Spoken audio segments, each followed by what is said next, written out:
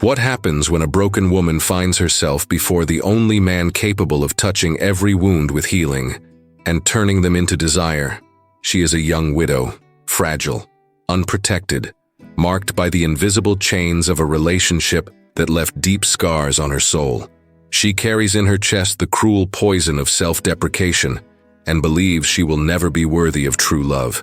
He is a cowboy, fiery, magnetic, with gentle hands. His body bears tattoos and scars, but in his eyes, there's that ironic, protective, irresistible charm. A man made of iron and tenderness. And when these two worlds collide, there will be no return. Because some passions don't just heal, they ignite, consume, and leave their mark forever. You're about to dive into a story that will shake your emotions. So hit the like button, subscribe to the channel, and get your heart ready. Because what's about to begin will stay with you until the very last breath.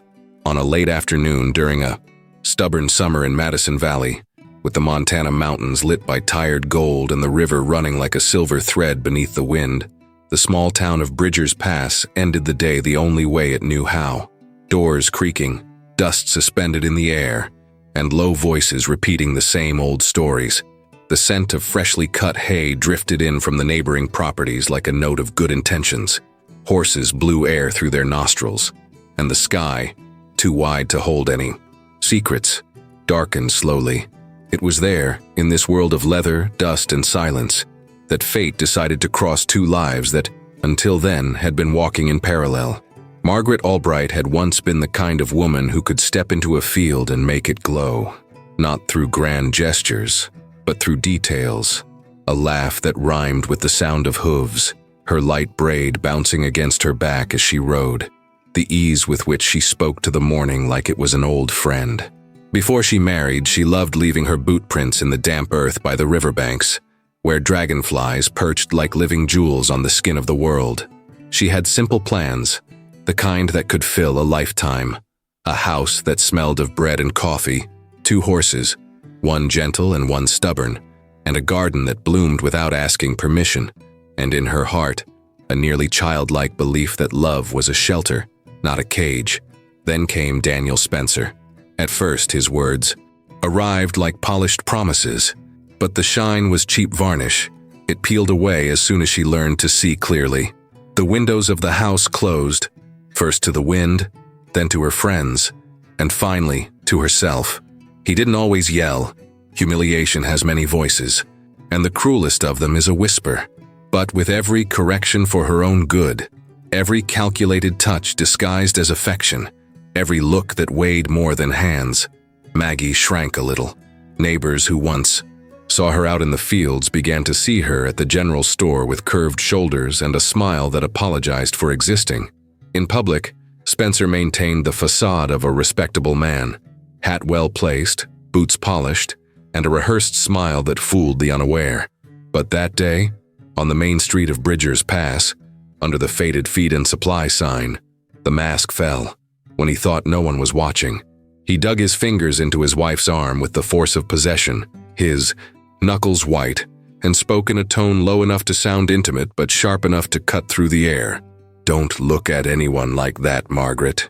"But I didn't do anything, Daniel." "Oh, really? Don't play dumb. You forget that you're nothing but a wretch I pulled out of the mud. Without me, you wouldn't even have a roof. And you dare look up? We're going home, and I'll remind you again where your attention belongs." Teeth clenched, heavy breathing, a gesture that seemed simple but hurt in the flesh. He did it on purpose, to remind her of the place where she belonged. Maggie's face flushed, not with shame, but with the trapped heat of a swallowed scream. Her hands trembled slightly as they gripped her skirt, and her eyes, that blue that once held sunlight and freedom, folded inward until they became shadow. The man who saw it and never forgot was Jesse Callahan, tall as a fence post by the roadside, shoulders shaped by carrying burdens and, knowing the weight of the world, arms covered in tattoos that told his story. A former soldier, he had returned to Montana carrying the silence of someone who had learned to listen before acting. He traded in hardware, saddles, and cattle, but his soul truly lived at Elk Ridge Ranch, a good stretch of land beyond the last gravel curve, where mornings smelled of leather and wet grass. Jesse was a horse trainer like few others, firm without cruelty, patient without weakness. He was the kind of man who knew that fear is overcome with presence, not shouting, that trust is a rope woven slowly, that some animals and some souls must first relearn their own size. Behind his short laugh and the teasing humor that sharpened the air, there was a tenderness he never announced. He showed it in the way he stroked the neck of a frightened horse, in the care with which he adjusted a saddle, in the way he observed every tiny gesture. That afternoon, Jesse was leaning against the feed and supply doorway, waiting for his order of nails and feed, when he saw Spencer grab his wife's arm. It wasn't the gesture itself. The town had seen worse. It was the invisible choreography etched on her face, the tightening of her mouth, the eyes searching for a fixed point not to tremble, the body folding into itself to fit someone else's idea. There was a whole woman trying to become less, just to fit. Jesse took half a step forward, heat rising through him like gunpowder, catching flame. Let go. The word stayed trapped between his teeth like iron. He would have gone, would have said it, would have torn the other man's hand from her arm like pulling a thorn from a colt's hoof, but a hand landed on his shoulder and Hank's voice, the ranch foreman, came like a break. Not now, Callahan, don't interfere. He'll take it out on her later. You know that's what will happen. The world Jesse knew, of discipline, restraint, and well-timed blows, forced him to swallow the explosion. He swallowed, but he didn't forget. Maggie passed, and for a second her eyes met his. It wasn't a cry for help, it was recognition. As if two people on opposite banks of a river realized they were looking at the same water. The town carried on, as towns always do. But Jesse took that scene back to the ranch like bringing home a wild, skittish horse, carefully, without losing sight of it. At Elk Ridge, the dusk wrapped the fence in old copper light, and he entered the corral with the instinct of a man who fixes what he can. He adjusted reins, checked horseshoes, and spoke softly to a nervous mare that someone had called unbreakable. "There's no such thing as an impossible horse," he murmured, humor dancing in his voice like a good knife. "Just people who are too impatient." The horses listened to Jesse with their whole bodies, and that day, he listened to himself. The noisy anger turned into sharp focus. The raw impulse became a silent promise. Jesse wasn't the kind to swear out loud, but there he made a vow. If life ever gave him the chance, he wouldn't let that woman's dignity be treated like dust on a boot ever again. The months that followed brought Daniel Spencer's quick end in a fight the town told many different ways, as every town does when it wants to turn facts into legend to sleep easier. What remained wasn't the man, but a trail. Debts, malicious gossip, filthy insinuations that tried to reduce Maggie to a bargaining chip in the town square. Some men in pressed suits and well-blocked hats, the kind who confuse respect with power, began circling what was left of her land and life. And the town, so skilled at judging, joined the chorus. Maggie, now a widow, walked as if stepping onto a frozen lake, careful not to hear the crack. A light body, beauty burnished by the valley sun, silence that held storms. Her self-esteem was scraped in thin layers, like someone had stripped the paint from a door until only raw wood remained. Even so, sometimes in the morning mirror, there was a flicker of the woman she once was. The way she tied her braid, her steady hand on the bucket, the precise gesture as she straightened the sheets. Signs that, somewhere, the ground was still fertile. It was on one of those mornings as Maggie left the general store with a bag of groceries and the sun made the dust shimmer in the air, that two men decided to play snake. They didn't touch her. Some cowards learn early the violence of whispers. "Widow Spencer ought to talk to us about some old debts," said the first, his voice dripping with insinuation. The second laughed, cynical. Or maybe settle it the way her late husband was about to before he kicked the bucket. Maggie froze. Her fair face hardened, but her blue eyes trembled like glass about to crack. She didn't ask for help. She asked for respect. She didn't get it. One of them stepped closer and ran his hand through her hair with a brazen, lewd smile. Maggie took a step back, gasping, but the man grabbed her by the arm. It was then that a shadow fell over the dusty ground, a body larger than any of their intentions. Jesse Callahan appeared like silent thunder. Boots firm, broad shoulders, eyes of steel. "There are two ways to speak to a woman in this town," he said, his voice low and sharp like a blade against stone. "The right way, and mine. Choose the right one." The cutter. Silence grew heavy, as if even the dust had decided to stop in the air. One of the men, bolder than the other, took half a step forward. "And since when do you get involved, Callahan? Did Spencer owe you money too? Want to get the widow's favors before the others?" Jesse didn't answer with words. The punch came fast and clean, cracking the man's jaw and sending him to the ground. The other stepped back immediately, not daring to breathe too loudly. Jesse lowered his chin and spoke, with icy irony. "If I hear another word like that about the lady, I'll make sure there's not a single tooth left in your mouth to build that damned smile." The silence held. The man on the ground groaned, spitting blood and shame. His partner, pale, pulled him by the arm, and the two disappeared without looking back. Maggie stood frozen, her knuckles white around the grocery bag she still held. Her chest rose and fell in short breaths, and her cheeks burned as if the sun itself had come down just to humiliate her. "Are you all right?" Jesse asked, his deep voice steady but keeping a respectful distance. She blinked rapidly, trying to find words that wouldn't come. A long moment passed before she stammered, without looking at him. I'm fine." Her silence said otherwise. The flush on her face, the trembling bag in her hands, the rush to look away screamed embarrassment. Jesse tilted his body just enough for her to know he noticed. "You didn't have to." "Yes, I did." Maggie looked at Jesse with a mix of relief, embarrassment, and admiration.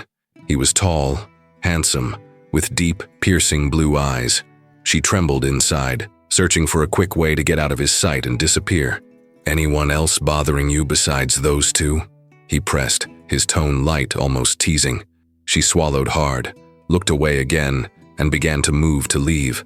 Her boots scratched the ground as if escape were the only possible answer. "You don't have to punch anyone because of me," she finally murmured, her voice caught between shame and the gratitude she didn't dare express. A crooked, ironic smile curved Jesse's lips.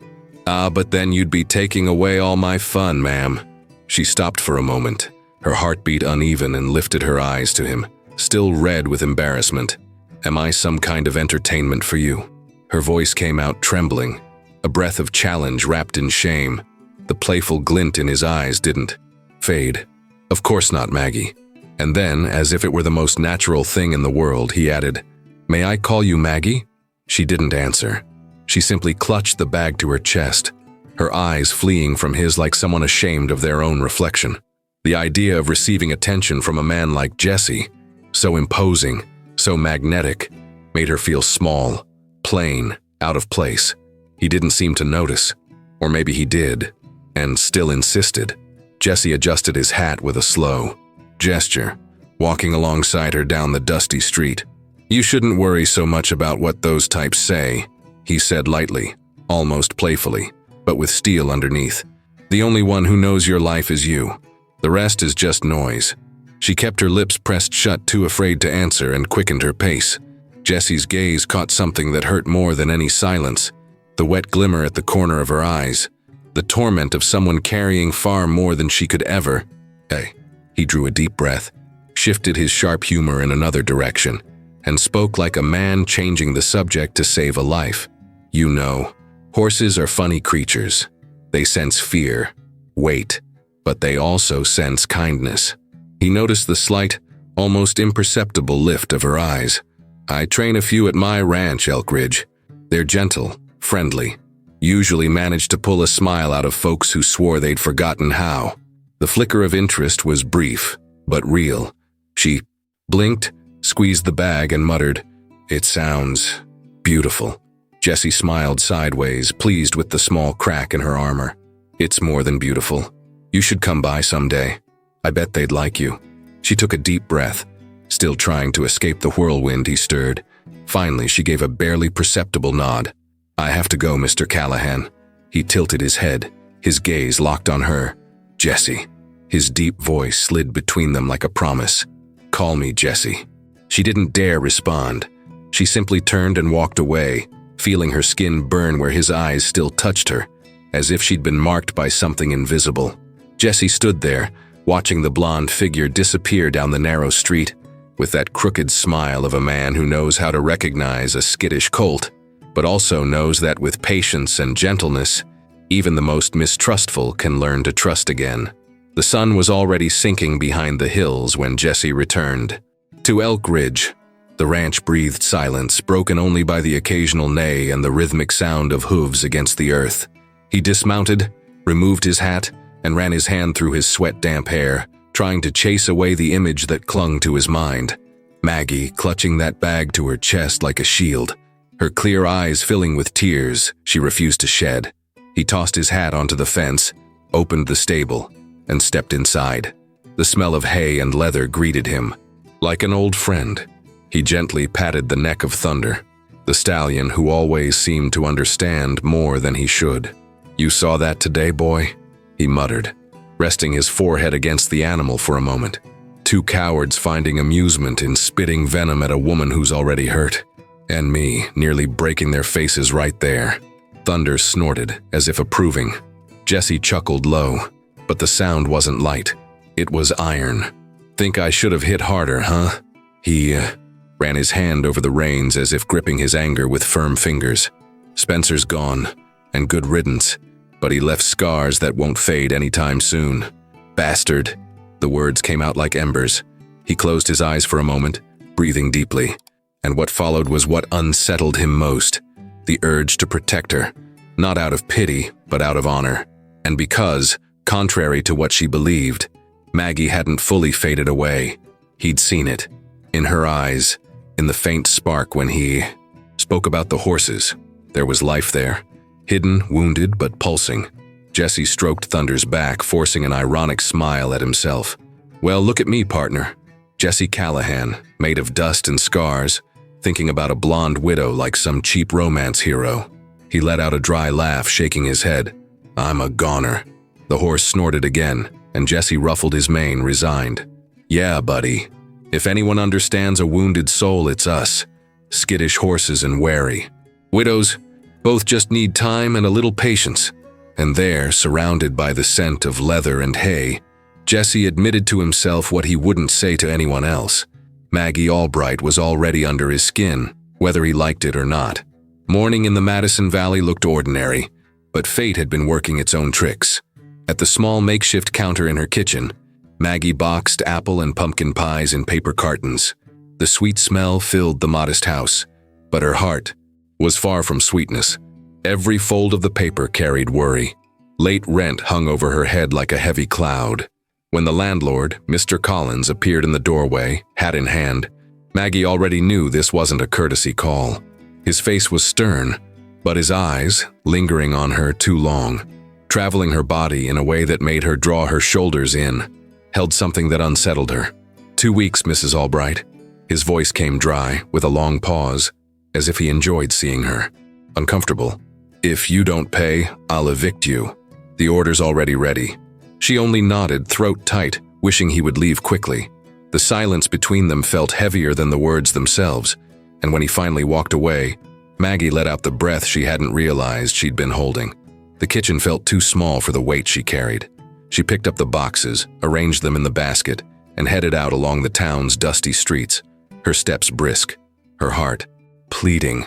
"God, please don't forsake me," she murmured, gripping the basket's rim until her fingers turned white. Across town, Jesse Callahan walked out of the coffee shop with a cup in hand, the sun gilding the tattoos peeking from his rolled-up sleeve. He was thinking about horses, and how to come up with a convincing excuse to get Maggie out to Elk Ridge when his eyes found her. She walked like someone carrying the weight of 1,000 miles on her shoulders. He smiled to himself, grateful in silence. "Well, sometimes the sky really does listen," he muttered before striding toward her. "Maggie Albright," he said, that deep voice always seeming to carry a hidden smile. "Is it my luck or yours that I run into you twice in less than a week?" She stopped short, flushed, tried to steady the basket. "It's nobody's luck, Mr. Callahan. Just coincidence." "Jesse," he corrected, lifting an eyebrow. "I already told you you can call me that." She looked away, cheeks burning. I'm busy. I need to sell these before I head home. He leaned a bit to peek into the basket. Pies? His tone held genuine surprise. Can I try one? They're for sale, she snapped, defensive. Perfect. He pulled out his wallet. How much for all of them? Her eyes flew up, startled. All of them, but there are so many. Of course. He took a box, opened it, took the first bite and let out a satisfied sound. Maggie, this is sinfully good. You're a great cook. I definitely want them all. There are 30 little pies at $4 each. He pulled out 2 $100 bills and handed them over. Consider the change a small investment in your business. Now you've sold the lot. Know what that means? The rest of your day is officially free. She tried to argue, voice unsteady. But I can't. You can. His tone was firm, but a light irony played at his lips. No more excuses, you've sold everything. And now you're coming with me to the ranch. A new mare just arrived that I need to train, and I promise she's a lot gentler than I am. She drew a deep breath, blue eyes restless.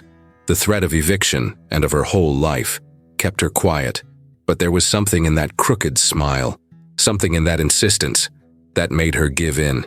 You push too hard, she murmured, almost a sigh. He tipped his head, amused. Only when it's worth it. Come on, you'll like it. On the truck's bench seat, Maggie sat upright, the basket of now sold pies on her lap, their sweet scent filling the cab. She was lost in her thoughts, but a little relieved to have sold everything. When she got home, she would bake more to sell the next day. Jesse, one hand on the wheel and the other around his coffee, shot her a sideways look. Always so serious, he said, humor playing in his voice. If I had $1 for every time you sighed since you got in here, I'd have paid for another half of your production. She stared at him, surprised by the observation. It's not funny, Mr. Callahan. Jesse, he repeated, firm. And sure it's funny. You should see your face when you try to hide that you're annoyed with me. Looks like you're about to skin me alive. She turned her face to the window but couldn't quite hide the slight tremor at her lips. I don't want to be a burden to anyone. He softened his tone, the teasing giving way to something lower, protective. No one said, burden, Maggie. I'm just offering horses and a little fresh air. Horses are better than therapists. They don't charge and they can pull a smile out of folks who swear they forgot how. She glanced at him, eyes glossy, not realizing she was revealing more than she meant to. And what if I can't smile? Jesse extended a finger, pointing down the road ahead. Then the horses will figure it out. They understand pain better than a lot of people. The silence that followed was different. Not awkward, but full. Until almost without realizing it, she whispered, "Thank you for what you're doing." He smiled, satisfied, and pressed the gas toward Elk Ridge Ranch. The sound of tires on gravel had barely faded when Maggie already felt her heart race. Still standing, with a hesitant hand on the truck door, her blue eyes caught sight of the horses grazing in the distance. They were living silhouettes against the golden landscape, muscles gleaming under the sun, manes flowing in the wind. There was something childlike in the way her eyes lit up, something Jesse quietly noticed, a soft warmth that made him smile inwardly, unhurried. "Come on, let me introduce you to the crew," he said, hopping down with the ease of a man stepping onto his own land. "But fair warning, everyone here's got a mind of their own, and none of them respect authority." She gave him a timid half-smile and followed. The smell of hay and leather wrapped around her immediately, bringing back a life that, felt too distant, almost unreal. A lean young man emerged from the stalls, firm hands, a bright smile. Jesse pointed at him with his most serious expression and announced, "This is John, our resident donkey." The young man raised his eyebrows before bursting into laughter. "Aw, boss, now she's never gonna look at me the same way again." Jesse winked at Maggie, pleased with his own joke. "Just don't start braying in front of her." Maggie couldn't hold it in. Laughter escaped. Suddenly, clear, unguarded, so spontaneous that even she seemed surprised by it. Jesse, meanwhile, felt as though he'd just watched the sun break through storm clouds after days of rain. He wanted to carve that moment into memory, but he simply stored the sound deep in his chest, breathing it in. They walked on, passing stalls and softly nickering horses. Jesse, with his usual irony, knew exactly how to pace each word. With every step, He threw out light questions, always with that playful tone. "So, Maggie, spotted any horse around here better looking than me yet?" She looked away, biting her lip, flustered. "You talk too much, Mr. Callahan." "Jesse," he corrected with a crooked grin. "You can call me Jesse." He read even her silences, the way she wrung her hands when nervous, the way her gaze darted away but always sneaked back for a glance. Jesse knew how to read looks the same way he knew how to handle horses, with patience, firmness, and humor. In the sow. Next stall, he led out a young mare that had just arrived. Her light coat shimmered in the late afternoon sun, eyes still tense, uncertain. Jesse ran a firm but gentle hand along the mare's neck and glanced at Maggie. "This one's going to be called Pumpkin Pie," he said, the irony rolling off his tongue naturally. "In honor of the best I've ever tasted." Maggie blushed, unsure where to look, but she stayed close, watching. His presence was commanding, muscles moving under his shirt. Every gesture filled with control and gentleness, his low voice the soft whistle, the patience in every move. There was no harshness, only sweet strength, virility and tenderness in one body. For a fleeting moment she felt something unfamiliar, like she could look at him without fear. But then the bitter memory of the past rose like a shadow, Daniel calling her useless, miserable, too plain to deserve even a glance. The sparkle in her eyes vanished, and she stepped back, feeling far, too small in Jesse's presence. Who was she to even admire a man like him? He noticed the shift. Slowly he turned, wiping the sweat from his forehead with his tattooed arm. "Do you know how to ride?" he asked gently, careful not to startle her. She shook her head. "No. Wanna try?" Jesse's mouth curved into a slow, almost daring smile, the kind that knew exactly the effect it had. Maggie shivered, fingers nervously lacing together in front of her. "Maybe another day," she whispered, taking a step back. He raised a brow, his voice low and teasing. "So that means you're already planning to come back?" Her breath caught, heat blooming across her cheeks like wildfire. She tried to speak, but no words came. Jesse watched in silence, captivated. There was something achingly human about her embarrassment, like a flash of life cutting through the shadows. He kept the thought to himself, but deep down he wished to be the man who could turn that blush into something constant, not just shame but desire, trust, joy. A little later he had to handle something behind the stables, leaving her alone, still cautious, in front of a tall chestnut horse. When he returned, he found a scene he would never forget.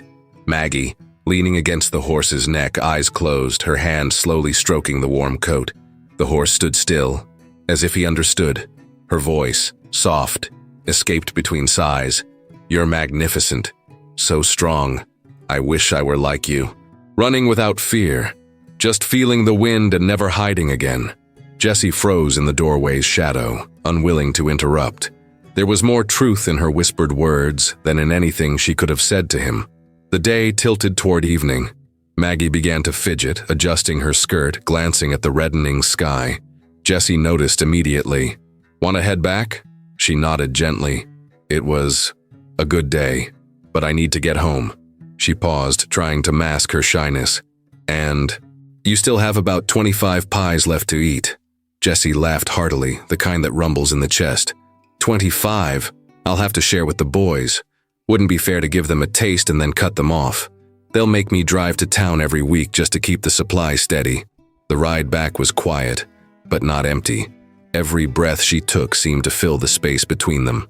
When they stopped in front of her house, Jesse turned to her with a light seriousness. "Thanks for the company, Maggie. It's been a long time since I've had such a good day. I loved having you at the ranch." She lowered her eyes, shy. "Thank you." She hurried out, fleeing his gaze, and slipped inside with her chest warm, as if carrying something dangerous. Leaning against the closed door, she took a deep breath. "Don't fool yourself," she whispered to herself. "He was just being kind. He probably pities you." But the warmth wouldn't fade. She walked to the kitchen and began peeling pumpkins and apples, trying to drown her heart in the sound of the knife against the board. Meanwhile, Jesse drove down the dark road, laughing to himself, remembering her laughter, keeping it like a treasure. The afternoon settled lazily over Elk Ridge Ranch as Jesse leaned against the fence talking with Hank. one of his oldest and most trusted ranch hands. "The work's doubling up, Jesse," Hank said, adjusting his worn hat. "Between taking care of the horses and keeping the numbers straight, no man can handle it alone." Jesse let out a short laugh. "Paperwork, Hank, damn paperwork. I've never seen a horse that eats invoices or spreadsheets." The other man chuckled, shaking his head. "Yeah, but even horses need someone who knows the best price for feed." "Yeah, I'll have to find someone to help me with that," Jesse sighed, scratching his beard. "But for now, I'm heading into town to pick up the animal's medication and a few orders. I'll be back before nightfall." Minutes later, Jesse's truck rolled to a stop on the main street of the small town. He got out with his usual easy stride, crossing the gravel toward the veterinary pharmacy. But as he walked back, a bag of medicine in hand, something caught his attention. Maggie was walking down the sidewalk, head lowered, shoulders slumped, as if her soul itself bore the weight of her debts. Jesse's heartbeat kicked up. His instinct was immediate. Go to her, wipe that sad look from her face. But instead of serious words, he let his sweet irony do the work. "Well, if it isn't the pie lady." His deep, teasing voice came from behind her. "Don't tell me you sold them all before I even had a chance to buy one." Maggie lifted her face slowly, surprised. Even dulled by worry, the blue of her eyes struck him like lightning. And Jesse knew right then he had to find out what was breaking her from the inside. She turned her gaze away, hiding her face behind a strand of hair. "Don't worry, it's nothing." Jesse's lips curved, but his eyes stayed sharp. "That's what you call nothing?" Because those eyes are screaming something else. She took a deep breath, searching for a way out. "I need to find a job soon. Before..." She shook her head, running her hands through her blonde hair, clearly distressed. "I'll figure it out, Jesse. I always do." He tilted his head, studying her. "Well, you need a job. What are you good at? Besides baking, of course." Maggie froze, trying to think of something she was truly good at. A few seconds lost in silence, and suddenly, it felt like an invisible blow. Her late husband's cruel words echoed in her mind. "You can't do anything, Margaret. You'll never be anything. You're useless, just an expense." For a moment, her face changed, shadowed by the memory. She stammered, almost voiceless. "I really don't know." Jesse noticed the tremor in her voice, the heavy silence that came from long before. He entered her life, but before he could push further, she lifted her chin with fragile dignity. "But I learn fast, and I'm not in a position to be picky. So if you know anyone hiring, please let me know." He rubbed his thumb against the medicine bag, thinking. Then he smiled in that way that always hid a hint of mischief. "You could work at Elk Ridge. I need help with the horses, and some spreadsheets too. You've got a way with animals. I saw it. And you seem to like the ranch. What do you say?"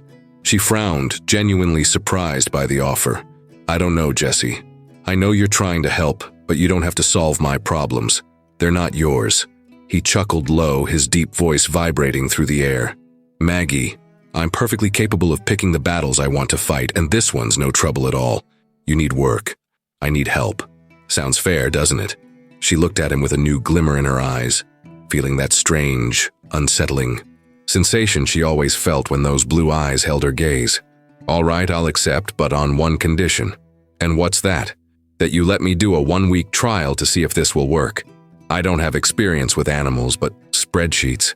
I was good with numbers in school, so maybe I can handle that, but if I don't do well, you'll hire someone else." "You're more than capable, Maggie. You just need to see it yourself. Then it's a deal." "Great, I'll pick you up. Tomorrow, 7 a.m., okay?" "Okay." They walked together to her door. She thanked him shyly, ready to say goodbye, but the worry in her expression wouldn't leave his mind. He called her back. "Are you really okay?" he asked, his tone now more serious. "Maggie, is someone bothering you? You can tell me." She hesitated for a moment. Her silence was answer enough, but finally she murmured, "No, I'm fine." Jesse narrowed his eyes, scanning her face. He didn't believe her, but he didn't push. He tipped his hat and turned to leave, but he didn't get far. Seconds later, the landlord appeared, boots heavy on the porch as he knocked on Maggie's door. Jesse, who had started to walk away, stopped and moved to the side, watching. "Mr. Collins." Maggie opened the door carefully. "Hello, Margaret. I'm here because we need to talk about the rent. I know I'm behind. but I just need one more month. I promise I'll pay everything. I got a job today. I just need time. And a little more patience from you."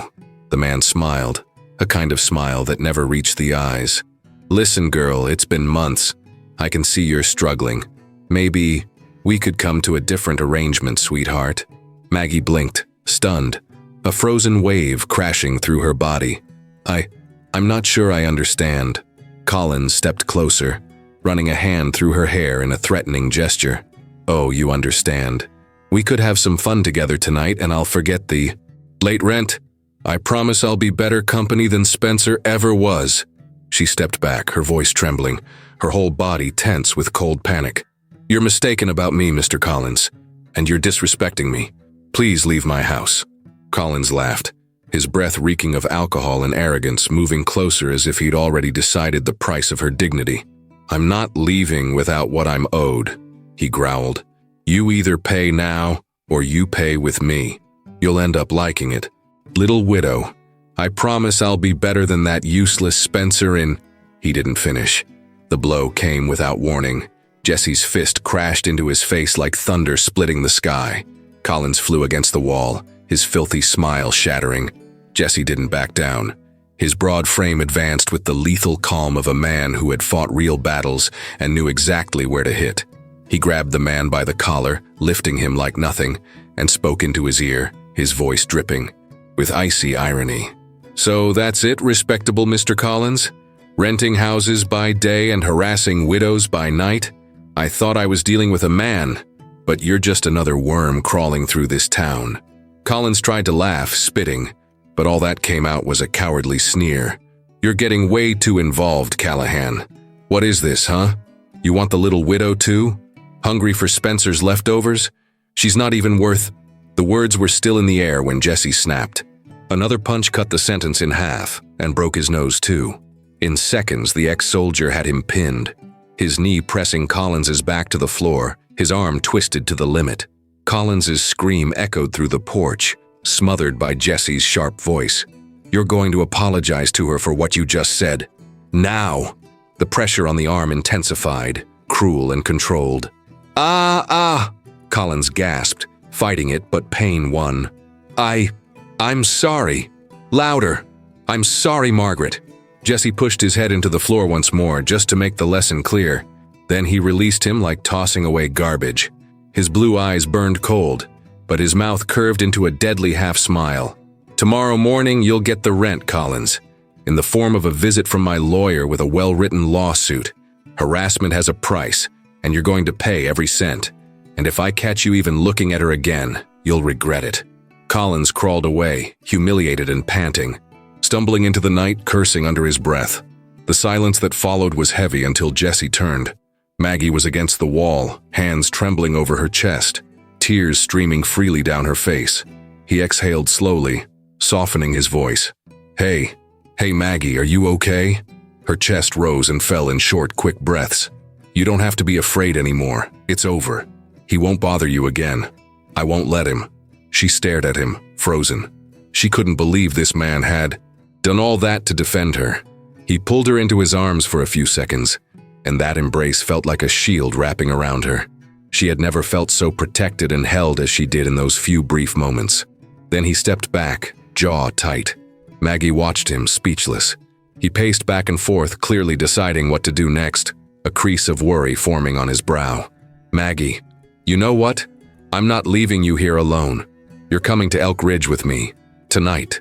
Grab what's important, I'll wait. You'll stay in the guest house, work with the horses, live in peace away from these bastards." His voice was low but firm as steel.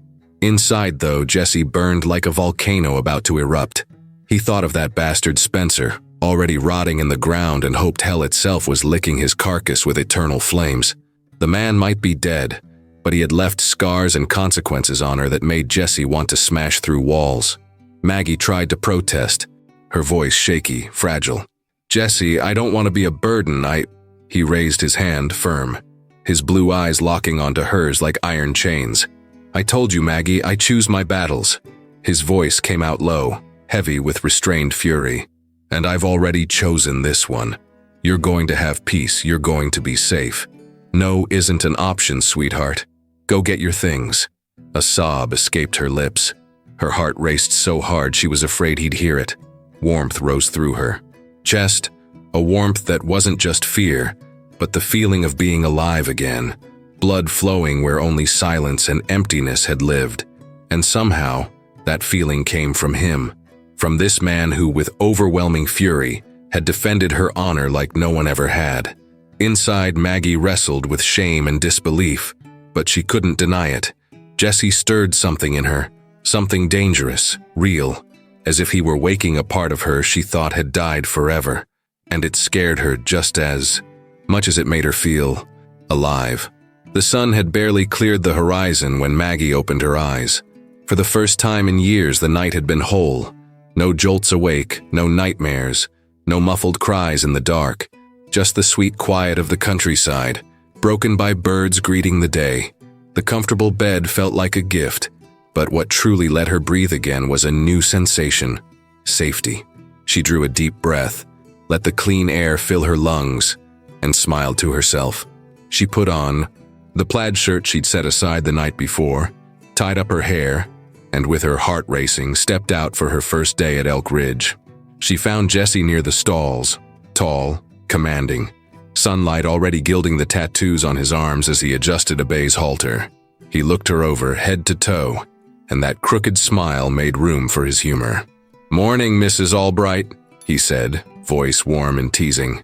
"We've got strong coffee, bread, cake, and fruit waiting in the hands mess. You hungry or planning to live on charm today?" She swallowed a laugh, eyes shining with shyness. "A little hungry, yes," she murmured, glancing away. He nodded with light irony.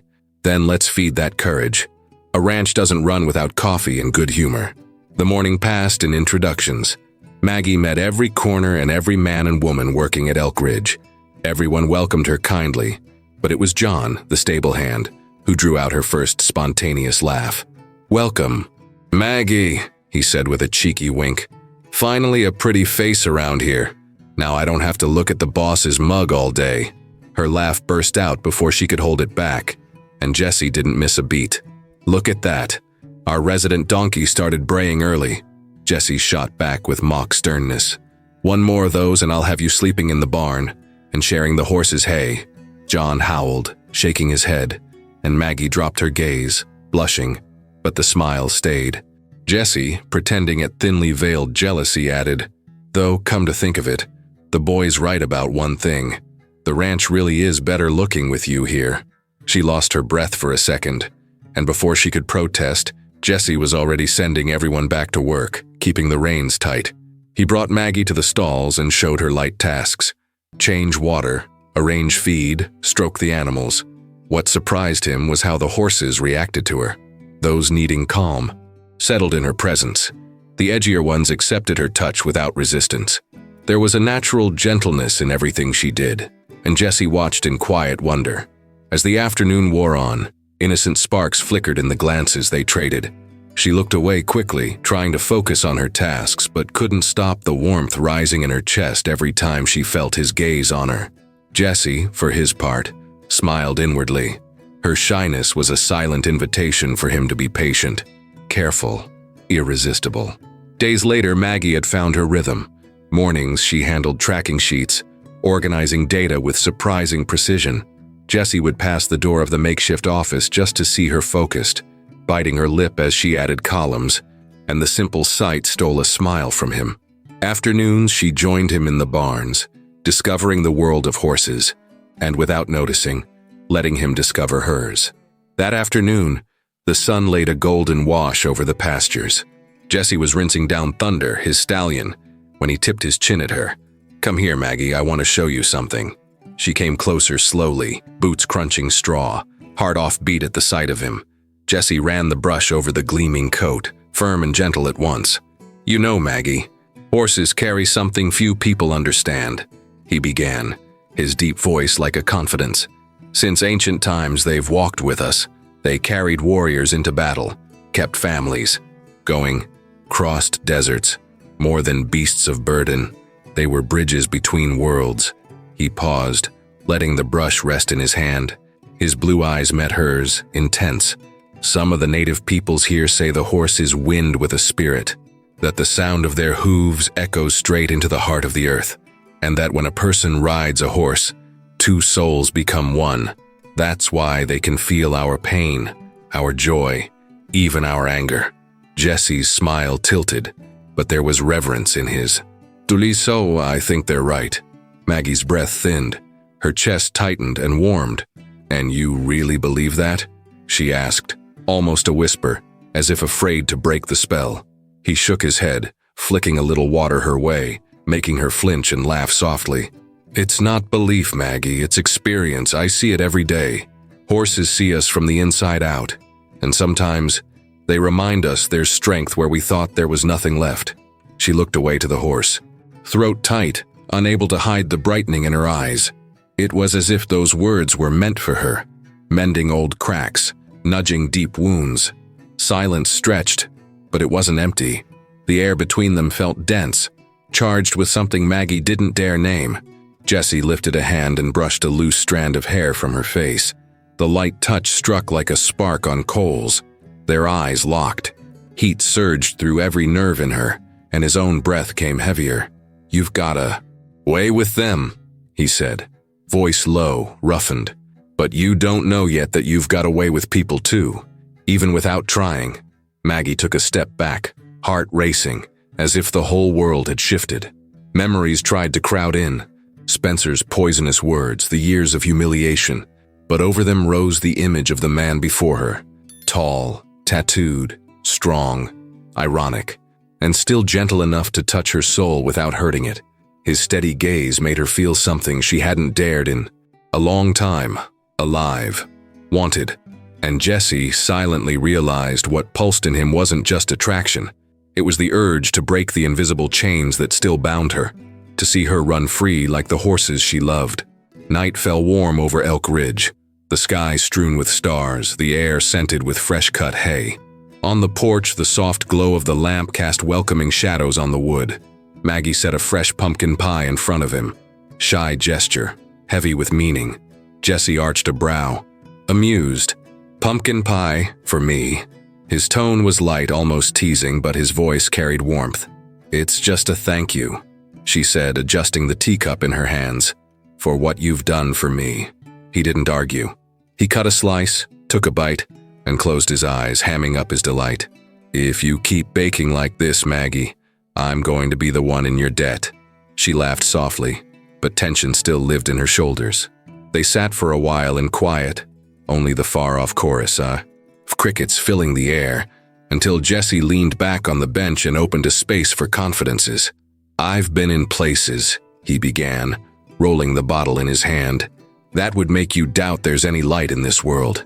Things you can't tell without burning your throat. Maggie watched him, blue eyes intent. I know coming back from war leaves scars no one can see, she murmured, eyes brimming, fixed on him. But what you do here with the horses, it seems to bring you back. To yourself. His smile didn't quite reach full. There was tenderness in it, but a shadow too. You're right. They remind me I'm more than the soldier, he said, taking a slow sip, as if swallowing bitter memories with it. But Maggie, you don't need a war to carry scars. The world finds other ways to mark us. Her breath hitched. The words lodged deep. The silence that followed was thick, full of memories that tried and failed to stay quiet. When she spoke, her voice trembled, like a thread giving way. That's true, I married believing in love, she said, fingers tightening on her dress hem. I always dreamed of a family, of someone to share life with me. I grew up in orphanages. I thought I'd finally be happy. Her throat tightened. She breathed but kept going. At first it seemed like love, or maybe my inexperience and loneliness made me believe it was. Then, nothing was enough. He said the problem was me. I tried, every day, to be better, but it was always out of reach. Her voice fell even lower. Then came the drinking, the gambling, the debts, and the anger. Jesse listened in silence, muscles coiled, as if every one of her words landed on him like a blow. I went to sleep crying most nights, she finished, until one day, he came home very angry. It was the first time he hit me, and I felt fear like never before. The sharp crack came before she finished her breath. Reflexively, Jesse squeezed the bottle against the arm of Ian. The bench. It shattered, sending slivers flying and slicing his hand. Red bled over skin toughened by calluses and ink. He cursed under his breath, a fierce ache to drag Spencer up from the grave just to send him back again, by his own hands. The sun had barely conquered the horizon when Maggie opened her eyes. For the first time in years, the night had been whole. No sudden jolts, no night. Jesse! Maggie jumped to her feet, her heart pounding. She disappeared inside and returned with a clean cloth and a bottle of antiseptic. Kneeling before him, she held his huge hand in her own, small and trembling. He didn't say a word. He simply watched her, settling back as she gently cleaned the wound, her eyes glistening with worry.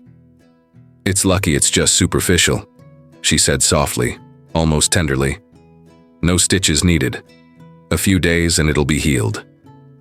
She ran her fingers carefully over the rough skin, admiring the lines of strength and hard work that marked his hand. The contrast between the wound and his steady strength made her shiver, not from fear, but from a sudden, living warmth inside. When she looked up, she found his eyes fixed on her. Blue, intense, filled with something deeper than physical pain. "You're incredible, Maggie." His voice came out hoarse, thick with emotion. "It's insane that worms like Spencer ever made you doubt that." She wanted to look away, but the magnetism in his gaze held her captive. "You have grace, strength, sweetness. You win everyone over without even noticing. You're the only one who can't see what you really are." Jesse leaned in, his voice dropping to a low murmur. "Don't run from me, please. I'll never hurt you." Tears welled up before she could stop them. "I know," she whispered. "You're the kindest, most special person who's ever come into my life." The air between them felt suspended. Maggie breathed slowly, her heartbeat quickening as if invisible chains were snapping one by one. Jesse leaned closer, but before doing anything, he asked, almost in a ragged sigh, "Can I kiss you?" She didn't answer. She simply leaned in and touched her lips to his. It was shy but full of truth. He held her gently, his hand caressing her blonde hair with tenderness, deepening the kiss with care, as if holding something rare and precious.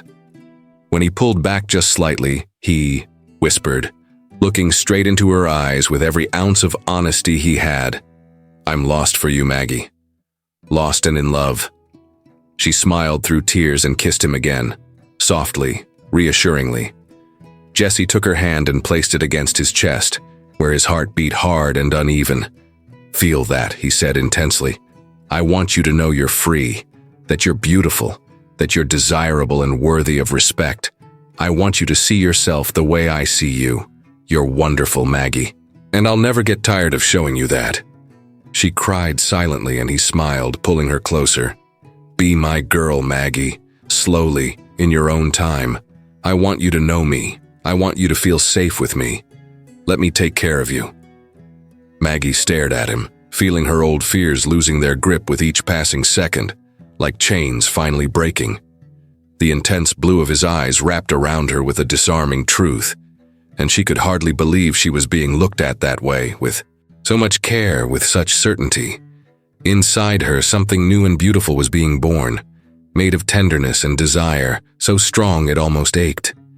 And yet, insecurity slipped out in a whisper. "I'm afraid, Jesse. Afraid I'm not enough.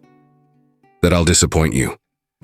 He wrapped her in his arms, holding her firmly against his chest. The warmth of his body surrounded her, and his deep voice sounded low but full of sweetness. "Disappoint me? Maggie, you're more than enough. In fact, you drive me crazy. You make me feel like a teenager again, terrified of being turned down by the most incredible girl in school." She laughed through her tears, the sound shaky but alive. "I'm the one with butterflies in my stomach. It's like suddenly the most wanted guy in school, the team captain and the bad boy, noticed me." His laughter erupted on the porch, deep and infectious, drawing a genuine smile from her. "Team captain and bad boy, huh?" She looked up, her eyes still red but now shining. "The perfect mix. The star quarterback everyone wants and the bad boy who scares off all the jerks. Jesse shook his head, amused, his lips curved in a warm smile. I think I can live with that reputation, my blonde. And before she could answer, he kissed her again, more passionate, more assured, like it was the first chapter of something neither of them wanted or would ever be able to stop.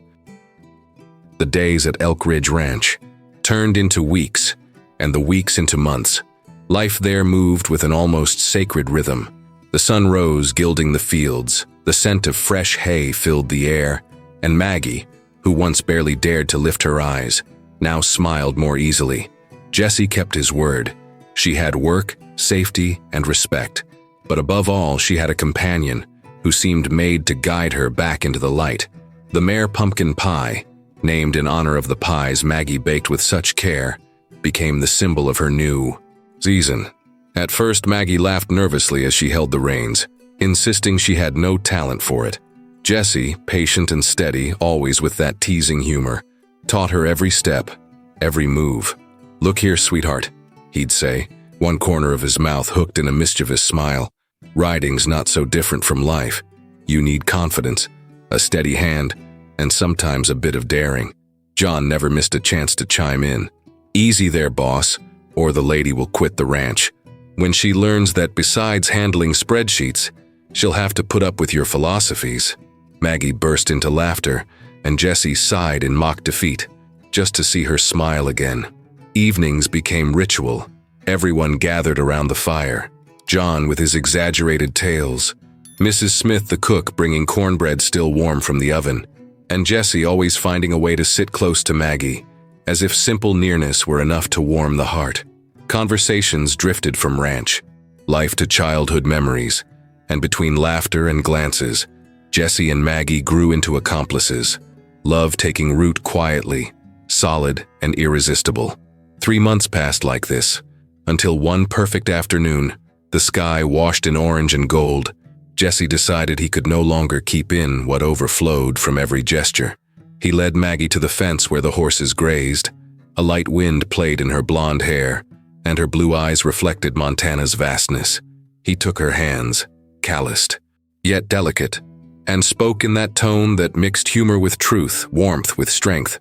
"You know, Maggie, I've spent years gentling hot-blooded horses and crossing battlefields, and I thought nothing could knock me down. Then you came along, and I learned that one smile from you carries more power than any storm." She laughed, nervous, a fragile sound lost to the afternoon breeze.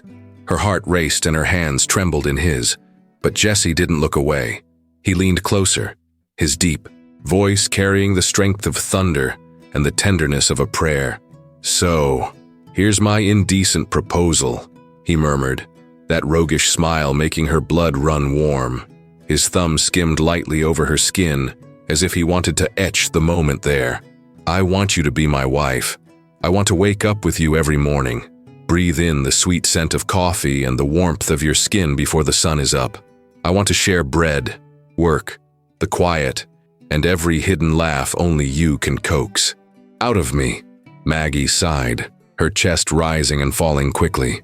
Her blue eyes filled and shone, as if each word stripped away another shadow from the past.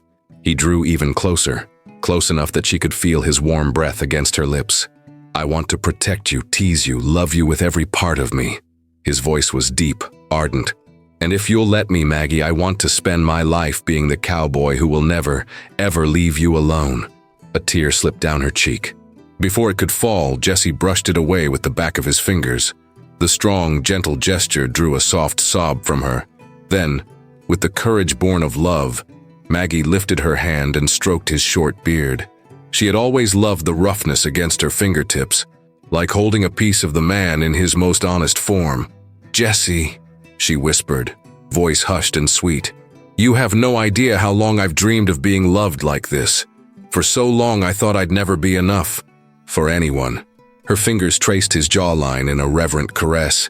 "But you show me every day that I already am." He closed his eyes for a heartbeat, surrendering to her touch. When he looked at her again, passion burned in his blue gaze. "Then tell me, Maggie. Let me hear it from you." Her smile was shy but full of light. She tipped her face to his, brushed her lips against his, and answered in a breath, "Yes, Jesse, I want to be your wife. I want to be your woman." He let out a low, rough laugh, desire threaded with joy. He pulled her to his chest, bodies pressed close until there was no doubt how fiercely she set him alight. "Good Lord, Maggie, you have no idea what you just gave me," he murmured against her mouth, voice low and intense. "I can't wait to take my wife in my arms and celebrate our night until sunrise." She drew a quick breath, her face flushing with mingled shyness and longing, but he didn't give her time to retreat. "Isn't it true?" he teased, hands firm at her waist, guiding her closer. "Don't you see what you do to me, sweetheart? You make me weak with wanting you." Her cheeks were aflame, yet Maggie dared to skim her fingers through his beard, the tender, bold touch turning into a hushed confession. "I'm starting to believe you really do want me, Mr. Jesse Callahan." He gave a low groan, eyes half-lidded like a man on the verge of surrender. "Then have mercy on this poor cowboy," he said with warm irony, breath unsteady. "Don't make me wait too long to get to the altar because I'm desperate for you." She released a nervous, sweet laugh, full of yearning, hiding her face against his chest. But inside, she was ablaze, claimed by a flame she could no longer deny. "I promise I won't make you wait long," she replied with playful bravado. "You can even pick the date," he rumbled with satisfaction, his voice rolling across the ranch.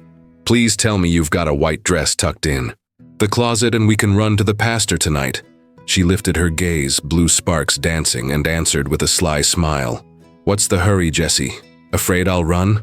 "Afraid?" He kissed the tip of her nose, grinning. "Only afraid I won't survive the wait." She laughed with him, secretly savoring every eager word, every promised vow. Then he swept her into his arms and spun her, the horses in the distance nickering as if celebrating too. He kissed her with all the intensity he'd held back, and in the warm breath of evening, Maggie knew her heart had finally found home. A few days later, Elk Ridge seemed to breathe with them. Dusk painted the sky in gold and violet, and the far-off mountains stood as silent witnesses. Maggie walked to Jesse in a simple dress of delicate lace, her hair loose in waves the wind kept lifting. He waited for her, hat in hand, blue eyes damp as if he had never seen anything so beautiful. Their "I do" was spoken with trembling voices, applauded by all who knew how much that love was made of scars and new beginnings. Night arrived, wrapped in quiet and soft light. Lamps cast golden reflections on the wooden walls, while the gentle country breeze set the thin curtains dancing. Jesse slipped off his jacket and loosened his tie. His open collar revealed not a display, but the intimacy of a man before the woman he loves. Maggie watched him, heartbeat quickening. It was still hard to believe that this strong, steady cowboy, who had rescued her, rebuilt her trust and waited for her, now looked at her with a tenderness that made her blush. He came closer, savoring every step. When his eyes met hers, something unseen seemed to kindle in the air. His voice, low and husky, broke the hush. "Do you have any idea what you make me feel, standing here in front of me like this?" he asked, a teasing smile warmed by adoration. "I swear I never imagined I'd have a night like this guy with you." Maggie's cheeks burned, but she didn't look away. He circled her waist and whispered so close his breath raised goosebumps along her skin. "Tonight, I just want to love you the way you always deserved." Gently, honestly. She smiled, shy and just a touch daring.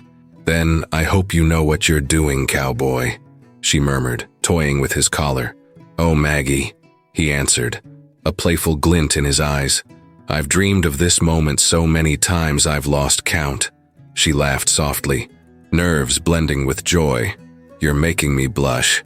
"That's exactly what I wanted," he teased, brushing her cheek with a feather-light touch. "I love when you're like this, my golden girl. So lovely even time seems to stop." Their fingers laced together. Words faded until only the exchange of looks remained, intense, calm, and overwhelming. He lifted her into his arms with care, like something precious, and kissed her. Their breaths mingled. Nervous giggles gave way to whispers and gentle promises, and between soft confessions and sweet teasing, the night unfolded into a moment that belonged only to them, full of tenderness, quiet desire, and wholehearted devotion. And so, with the moonlight as witness and their hearts in perfect time, the door eased. The sun gilded the open fields, pouring light over Elk Ridge Ranch. Maggie rode like a true horsewoman, blonde hair loose in the wind, steady posture, blue eyes shining with confidence. 3 years had passed, but for Jesse, it felt like only yesterday that she'd arrived at the ranch frightened and broken. Now, he looked at her as if beholding a living miracle. Pride swelled in his chest. 3 years had flown too fast. She approached on pumpkin pie, the heat of the day coloring her cheeks. Jesse smiled, reached out his hand, and drew her close. "How about a river bath, Mrs. Callahan?" he said with the roguish grin that always made her knees go weak.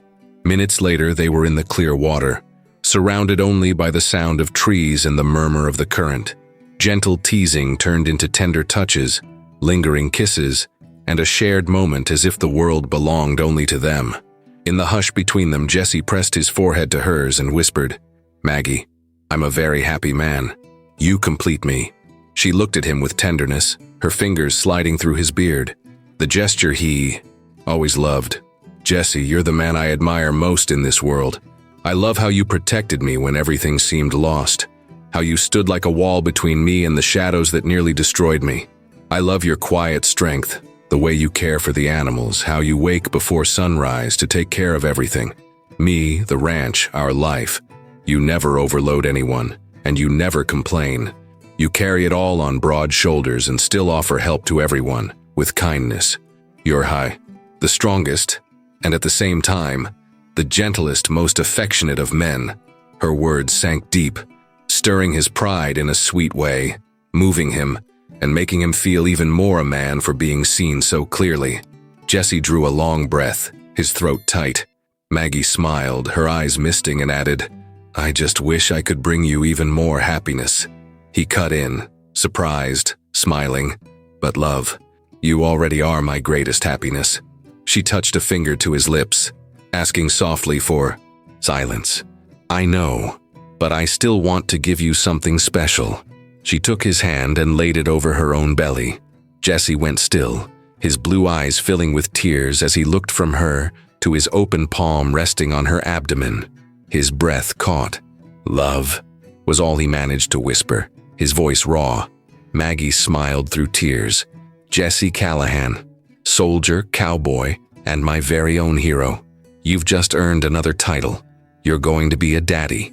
His body trembled under the avalanche of emotion. He pulled her into a fierce embrace, kissed her hair and then her belly. Reverent, devoted. "Oh, sweetheart, I've never received a gift more precious," he murmured. "Our baby, the fruit of our love." She caressed his face. "I know you'll be the best father in the world.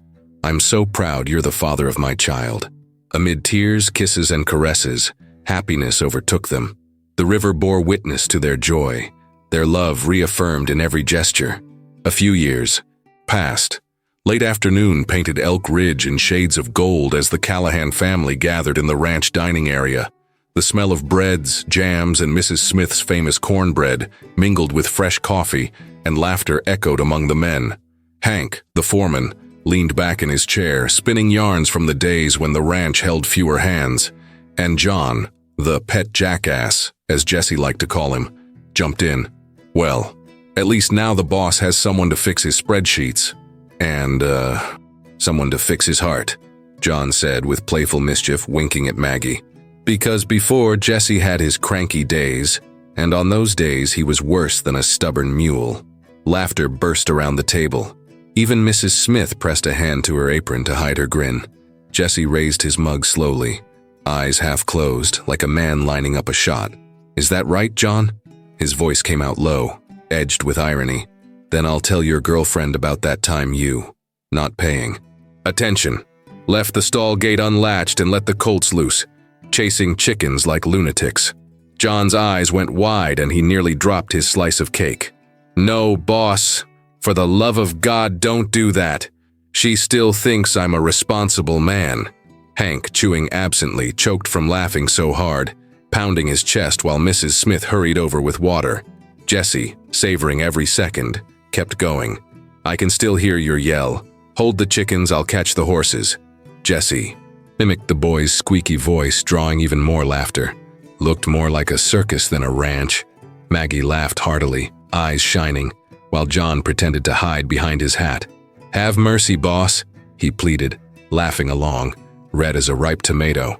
"If my girlfriend hears that story, she'll never look me in the face again." Jesse leaned back, wearing that crooked, satisfied grin. "Then learn this, boy. You don't mess with the one who fixes my spreadsheets, and even less, with the one who fixes my heart." The room fell silent, and then roared with fresh laughter. Maggie shook her head as if scolding, but her smile was the one she saved just for him. Anne, 5 years old, tugged at her mother's shirt. "Mommy, come with me to see Rusty," she begged, meaning the chestnut horse she loved most. Maggie stood, took her daughter by the hand, and soon they were leaning against the fence, the little girl in a hat far too big for her head kissing the horse's forehead. The scene was so sweet it looked like a picture painted by time itself. From a distance, Jesse watched, little Ben cradled in his arms. The boy was only 1.5 years, but his light eyes already carried his father's curious, keen sparkle. Jesse dipped his head and spoke to him like he was a grown man. "You see that, son? Those two over there are our jewels. And you, little foal, you're gonna help me keep the wolves away, aren't you?" Ben babbled something between a giggle and a clicking sound with his tongue, and Jesse melted, kissing the top of his little head. He stood there, taking in the sight, Maggie and Anne laughing with the horses, the quiet fields around them, the pure air filling his lungs like a blessing. The thought moved through him like a silent prayer. "I am the richest man in the world." And when Maggie turned her face toward him, smiling with the same light as years ago, Jesse knew everything he'd ever wanted in life fit right. There, in that ranch, in that moment with that family. He walked over, slipped an arm around his wife's waist, and Maggie settled in without thinking, always finding her right place. Jesse gave her a gentle squeeze and murmured, "I love you, my love." Little Anne let out a loud yawn, rubbing her eyes. "I think I'm getting sleepy, Daddy." Jesse chuckled, kissed his daughter's forehead, and replied with mock authority, "All right, young lady. Tonight you two are going to bed early. Because yesterday you stayed up too late around the campfire." Anne smiled drowsily, and Ben, in his arms, laughed without even knowing why. Then Jesse lowered his voice just for Maggie, the deep timbre brushing her like a promise. "And you, Mrs. Callahan, get ready. Because once these two little foals are asleep, I plan on having a very interesting conversation with you in our room." Her breath slipped out in a soft sigh, her body shivering in anticipation. Maggie leaned in, bold, and whispered in his ear, her daring hand giving his strong backside a playful squeeze. "Then I hope you've got energy, cowboy, because I have even bolder plans for taming you tonight." She took 2 steps ahead and glanced back, catching the blue heat in his eyes like glowing embers as he let out a low laugh. "You're getting sassier by the day, woman." She shot him a look over her shoulder, smiling with the sweet mischief only he knew. "Your fault, Jesse Callahan. You're the one who made me this way. Now deal with it." His warm laugh rolled across the fields, ringing as strong as the love overflowing in his chest. "Oh, I can handle it, my golden girl. You just wait." The children ran ahead, laughing, while Jesse and Maggie followed hand in hand, trading loving glances that promised the night, like their life, still held many flames yet to be kindled. And so, my friends, that's how Jesse Callahan, a cowboy made of iron and tenderness, won Maggie's heart. And, chances are, yours too. Now, let me be serious. If this story made you feel something, if you hurt with Maggie, sighed for Jesse, laughed, or even let out a hidden, "Ah," you know what to do. Give this video a big like, subscribe to the channel, and ring the bell because there are always more romances here to take your breath away. And hey, share this video with that friend who loves an irresistible cowboy, but warn her this one's taken, all right? Drop a comment below. Do you believe every broken heart can find someone to piece it back together? I want to read your answer. Now go on, settle onto the couch and ready your heart, because the next story